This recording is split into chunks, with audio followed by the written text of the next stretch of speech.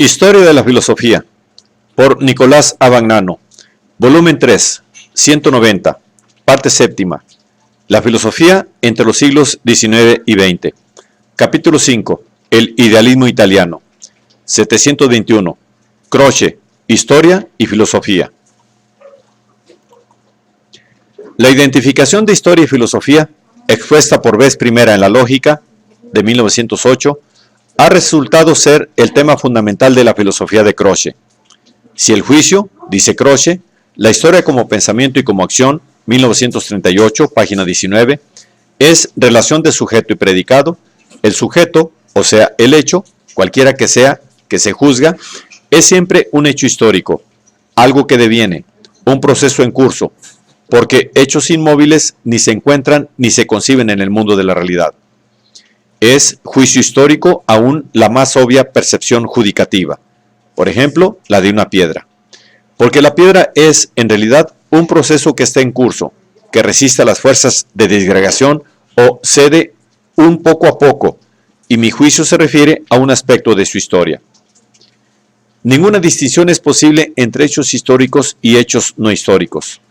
Uno de los más obvios y difíciles problemas de la historiografía, el de la distinción entre hechos históricos, esto es, significativos, y hechos no históricos, insignificantes y banales, y del criterio para distinguirlos o seleccionarlos, es, sin duda, es, sin más, abolido y quitado de en medio por Croce. Toda historia es historia contemporánea, porque, por remotos o remotísimos que parezcan cronológicamente los hechos que entran en ella, es, en realidad, historia referida siempre a la necesidad y a la situación presente, en la cual aquellos hechos propagan sus vibraciones. Las fuentes de la historia, documentos o restos, no tienen otra misión que la de estimular y formar en el historiador estados de alma que ya están en él. El hombre es un microcosmos, no en sentido naturalista, sino en sentido histórico, un compendio de la historia universal. La necesidad y el estado de alma constituyen, sin embargo, solamente la materia necesaria de la historia. El conocimiento histórico no puede ser su reproducción pasiva, sino que debe superar la vida vivida para representarla en forma de conocimiento. Por esta transfiguración, la historia pierde su pasionalidad y se convierte en una visión necesaria, lógicamente necesaria de la realidad. En ella no se dan ya las antítesis que se oponen en la voluntad, y en el sentimiento no hay ya hechos buenos y hechos malos, sino hechos siempre buenos, mientras se entiendan en su concreción, esto es, en su íntima racionalidad.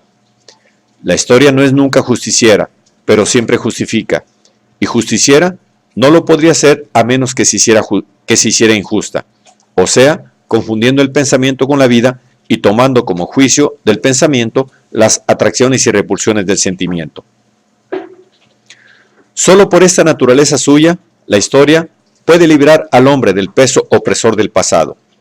En cierto sentido, el hombre es, en su mismo pasado, que le rodea y le oprime por todos lados.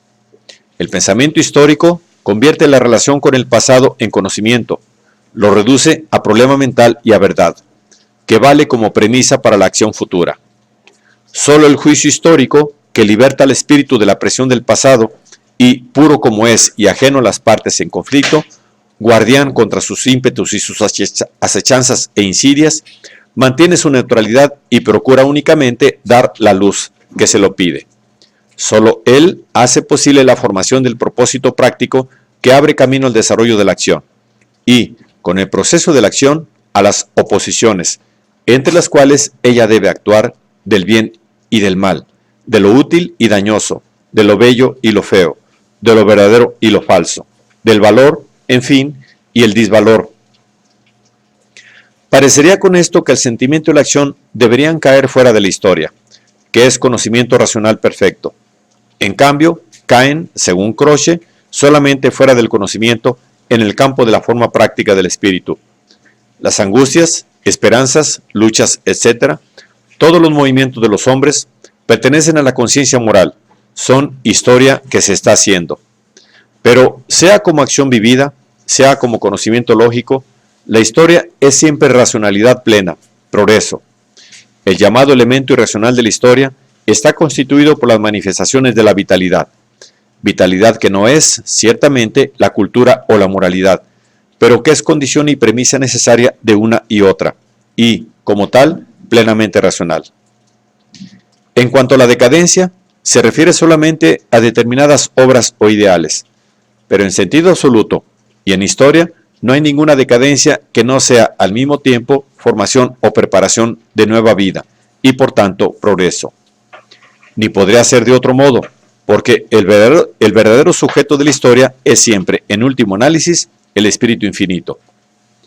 La historia no es la obra impotente y a cada instante interrumpida del individuo empírico e irreal, sino la obra de aquel individuo verdaderamente real que es el espíritu, que se individualiza eternamente. Por esto, no tiene en contra ningún adversario, sino que todo adversario es, a la vez, su súbdito, esto es, uno de los aspectos de aquella dialéctica que constituye su ser íntimo. Sin embargo, en los últimos escritos, bajo el impulso de las vicisitudes históricas contemporáneas, que se prestan mal a confirmar la perfecta racionalidad de la historia y su total justificación, Croce ha ido introduciendo una distinción que debería evitar el hacer servir aquella tesis para la cínica aceptación del hecho consumado o del éxito. Es decir, ha distinguido la racionalidad de la historia de la racionalidad del imperativo moral. Todo en la historia es racional, porque en ella todo tiene su razón de ser. Pero también es racional el imperativo moral, esto es, aquello que a cada uno de nosotros, en las condiciones determinadas en que estamos colocados, la conciencia moral nos manda hacer.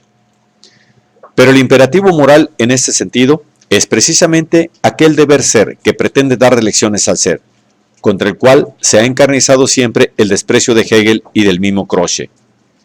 Y su aceptación como un racional diverso de la racionalidad necesaria de la historia tiene el mismo efecto que, en el dominio de la estética, tenía el reconocimiento de formas o modos de expresión distintos de los poéticos.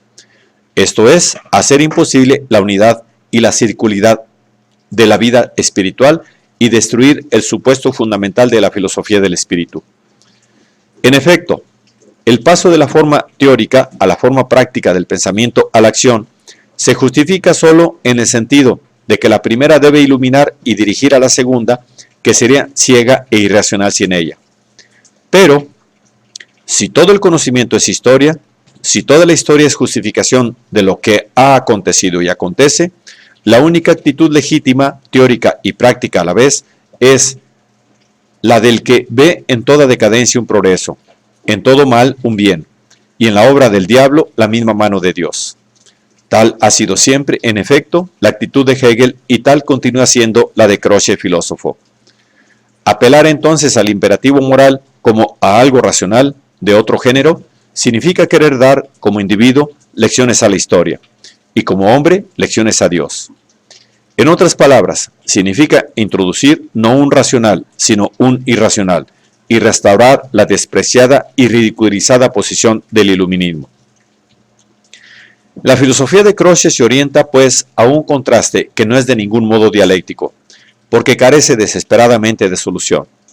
Por un lado, Croce es llevado cada vez más a insistir en el concepto de la historia como visión divina del mundo, completa, total y en su conjunto inmediata, a la cual no puede atribuirse ni siquiera el progreso, ya que éste solo puede referirse a nuestro concepto de las categorías y no a las categorías mismas. Y por esta visión es llevado a considerar las dudas y las desconfianzas que a veces surgen respecto al progreso, como movimientos sentimentales y ciegos que deben ser ahuyentados por la consideración histórica. Por otro lado, se ve llevado a insistir en la libertad y la responsabilidad del individuo frente a sus tareas, y por tanto en la obligatoriedad moral de actitudes que no hacían la pura y simple aceptación del hecho consumado. En un ensayo de 1929 ha expresado este contraste como el que hay entre la gracia y el libre albedrío, y ha visto la solución del mismo en el alterno obrar del pensamiento y de la acción, de la teoría y de la práctica, de dos categorías del espíritu y de la realidad, que son la una para la otra, y en su distinguirse, oponerse, se resuelven en aquella única unidad concebible que es el eterno unificarse. pero es precisamente este eterno unificarse lo que resulta imposible. No se trata, en efecto, de simples proposiciones o posiciones lógicas, sino de actitudes humanas totales. Y la actitud de quien todo lo justifica, excluye y condena la de quien se siente responsable de los ideales y de las acciones que ha escogido libremente. La identidad de filosofía e historia conduce a la negación de toda filosofía que no se reduzca a la consideración de la historia y de sus problemas, y a la definición de la filosofía como metodología de la historiografía. El concepto de una filosofía que esté sobre y fuera de la historia, o que se ocupe de problemas universales y eternos, es la idea anticuada de la filosofía. Esta no puede dar lugar más que a discusiones interminables, propias de los filósofos de profesión, pero completamente fuera del círculo vital del pensamiento. Un problema filosófico cualquiera solo se puede resolver cuando ha sido expuesto y tratado con referencia a los hechos que lo han hecho nacer y que es menester entender para comprenderlo. La unidad existente entre el problema y su solución excluye la posibilidad de problemas insolubles. La solución elimina el problema y nuevos problemas son propuestos o impuestos por la vida y por la acción. A la filosofía no le es dado pensar los universales sin individualizarlos y así hacerlos históricos. De la misma manera que no es posible a la historiografía conocer la individualidad de los hechos sin universalizarlos. En ningún sentido pueden distinguirse historiografía y filosofía.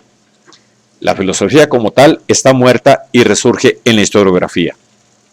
La filosofía de Croce constituye la última y decisiva crisis del idealismo romántico.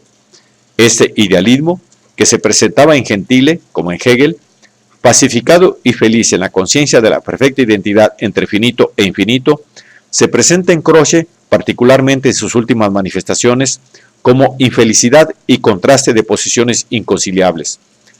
Las exigencias y los problemas que ha intentado hacer suyos rompen el marco de las categorías ya hechas y se rebelan contra ellas. Pero también, y precisamente por este aspecto, la obra de Croce resulta altamente significativa para la filosofía contemporánea. Esta obra ha ejercido mucha influencia sobre la cultura italiana del periodo comprendido entre las dos guerras mundiales. Ha obrado en el mismo sentido que la filosofía de Gentile, a pesar de la enemistad personal de los dos filósofos y de la diversidad de sus doctrinas. Con todo, no ha dado lugar en el campo filosófico a ningún desenvolvimiento original o enriquecimiento de sus tesis fundamentales. En cambio, ha determinado nuevos enfoques en el campo de la crítica literaria y artística, en el que perdura aún su influencia, a pesar de las oscilaciones, dudas y desorientaciones que son visibles en todas partes.